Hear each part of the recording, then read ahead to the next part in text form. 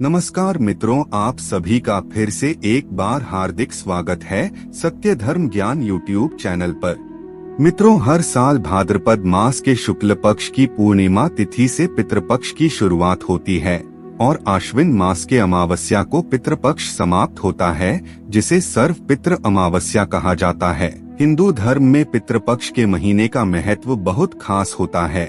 मान्यता है कि पितृपक्ष के दौरान सभी पितृगण पितृलोक से अपने परिजनों से मिलने के लिए धरती पर आते हैं, अर्थात मृत परिजन इस महीने में अपने परिजनों से मिलने के लिए आते हैं। इस महीने में पितरों को प्रसन्न करने के लिए लोग श्राद्ध, तर्पण, पिंडदान जैसे कई कार्य करते हैं।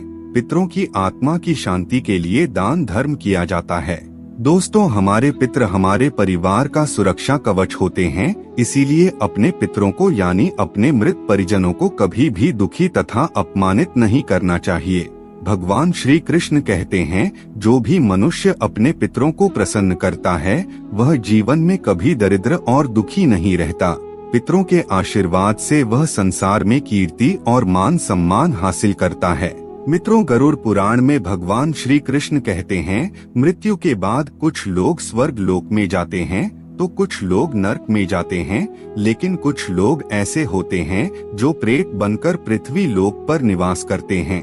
जिन मनुष्यों की अकाल मृत्यु अथवा आत्महत्या से होती है, ऐसे लोगों का श्राद्ध किए जाने पर भी उद्धार नहीं होता है और वह प्रेत बनकर अपने ही परिजनों को दुख पहुँचाते हैं।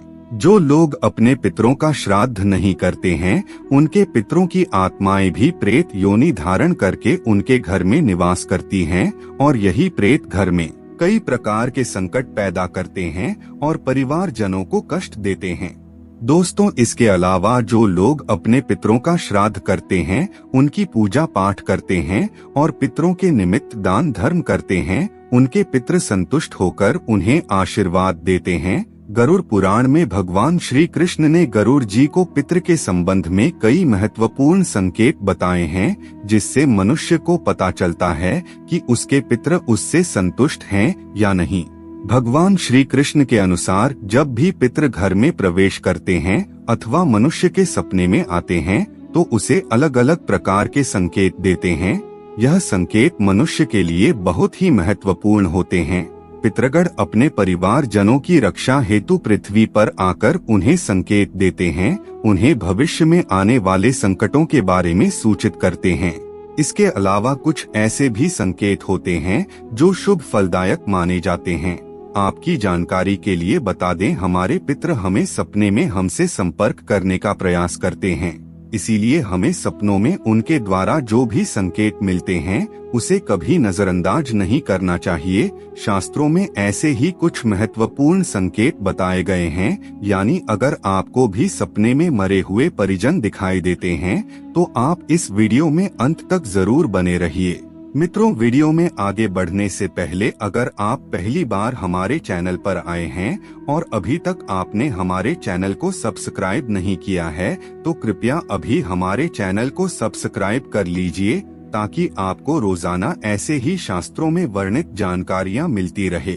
दोस्तों, भगवान श्री कृष्ण कहते हैं, मृत्यु के बाद मनुष्य की जीवात्मा को वायु रूप का शरीर प्राप्त होता है जो कभी भी नष्ट नहीं होता, और इसी वायु रूप में पितृ अपने परिवार से मिलने के लिए आते हैं, लेकिन वह मनुष्य को कभी भी दिखाई नहीं देते, लेकिन उनके होने का एहसास मनुष्य को अनेक प्रकार के संकेतों से प्राप्त होता है। आइए अब जान लेते हैं, भगवान श्री कृष्ण के अनुसार सपने में मरे हुए परिजनों को देखने पर कौन से संकेत मिलते हैं। सबसे पहला संकेत, अगर पितरों का उद्धार नहीं हुआ है, वह प्रेत योनि में ही पृथ्वी लोक पर भटक रहे हैं, तो वह पितृपक्ष के दौरान आवाहन करने पर भूख प्यास से व्याकुल होकर अपने परिवार जनों के घर में प्रवेश करते हैं। अगर सपने में घोड़ा, हाथी, बैल तथा मनुष्य का विकृत रूप दिखाई पड़े तो समझ जाना चाहिए कि पितरों की मुक्ति नहीं हुई है और वह आपसे अत्यंत दुखी हैं। दूसरा संकेत, भगवान श्री कृष्ण के अनुसार अगर पितृपक्ष में कोई व्यक्ति सपने में खुद को जंजीरों से बंधा हुआ देखता है अथवा सपने में मरा हुआ पूर्वज गंदे मैले वस्त्र पहना हुआ दिखाई देता है, तो समझ जाना चाहिए कि उस व्यक्ति से उसके पितृ अत्यंत दुखी हैं और उसको मृत्यु के बाद प्रेत योनि प्राप्त हुई है। ऐसा होने पर अपने पितरों के संतुष्टि हेतु दान और श्राद्ध जरूर करना चाहिए। तीसरा संकेत, गरुड़ पुराण के अनुसार अगर पितृपक्ष के महीने में कोई ऐसा सपना आता है जिसमें कोई पशु या जानवर मनुष्य की वाणी में बोलते हुए दिखाई देता है अथवा कुत्ता, बैल, गाय आदि प्राणी मनुष्य की तरह बातें करते हुए दिखाई पड़ते हैं, तो इसका मतलब होता है कि आपके परिजन की आत्मा को शांति नहीं मिली है, वह इसी लोक पर भटक रहा है। उसकी आत्मा के शांति के लिए उपाय करने चाहिए। इसके अलावा अगर सपने में पूर्वज बैल की सवारी करता हुआ दिखाई दे तो समझ जाना चाहिए कि पितृ उससे बहुत ही ज्यादा नाराज हैं। चौथा संकेत, गरुड़ पुराण के अनुसार अगर सपने में आपके पितृ आपके सिर पर हाथ फिराते हुए दिखाई देते हैं तो इस सपने का अर्थ यह है कि वह आपसे बहुत संतुष्ट हैं। इस सपने को बहुत ही शुभ संकेत माना जाता है। आपके पूर्वज आपको यह संकेत दे रहे हैं कि अब आपके जीवन में बहुत ही अच्छा होने वाला है और वह सदैव ही आपके साथ खड़े हैं। पांचवा संकेत, सपने में आपके मरे हुए परिजन आपसे कुछ मांगते हुए दिखाई देते हैं तो ऐसे सपने को कभी भी नजरअंदाज नहीं करना चाहिए, क्योंकि इस सपने का अर्थ यह होता है कि आपके मृत परिजन की आत्मा को मुक्ति नहीं मिली है और वह इसी पृथ्वी लोक पर भटक रहा है। आपके पितरों की कोई अधूरी इच्छा है जिसकी वजह से उसे मुक्ति नहीं मिल पा रही है। इसके लिए आपको जरूरतमंद तथा असहाय लोगों को दान देना चाहिए और अपने परिजन के उस अधूरी इच्छा को जानकर पूर्ण करने का प्रयास करना चाहिए। छठवां संकेत, दोस्तों, गरुड़ पुराण में बताया गया है कि अगर सपने में आपके पूर्वज आपकी ओर हाथ बढ़ाते हुए दिखाई देते हैं तो यह एक शुभ सपना माना जाता है। आपके पूर्वज आपको यह संकेत दे रहे हैं कि आप जो भी काम कर रहे हैं उससे वह संतुष्ट हैं और आपको उस कार्य में अवश्य ही सफलता मिलेगी। सातवीं बात, सपने में पूर्वजों को क्रोध करते हुए देखना।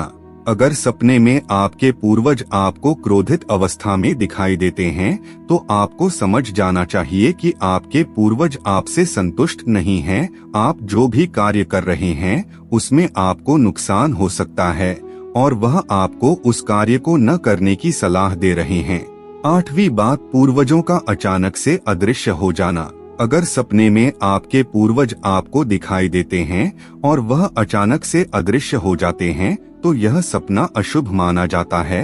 आपके पूर्वज इससे यह संकेत दे रहे होते हैं कि आने वाले समय में आपके ऊपर कोई भयंकर संकट आने वाला है और आपको सावधान हो जाना चाहिए।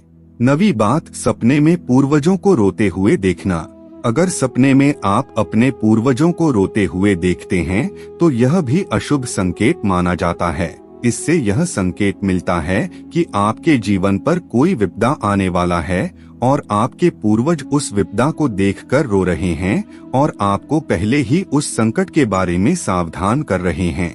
तो मित्रों, इस प्रकार से गरुड़ पुराण में सपने में पूर्वज दिखाई देने के महत्वपूर्ण संकेतों के बारे में बताया गया है। उम्मीद करते हैं इस वीडियो के माध्यम से आपको पता चल गया होगा कि सपने में पूर्वजों का दिखाई देना कौन से संकेत देते हैं।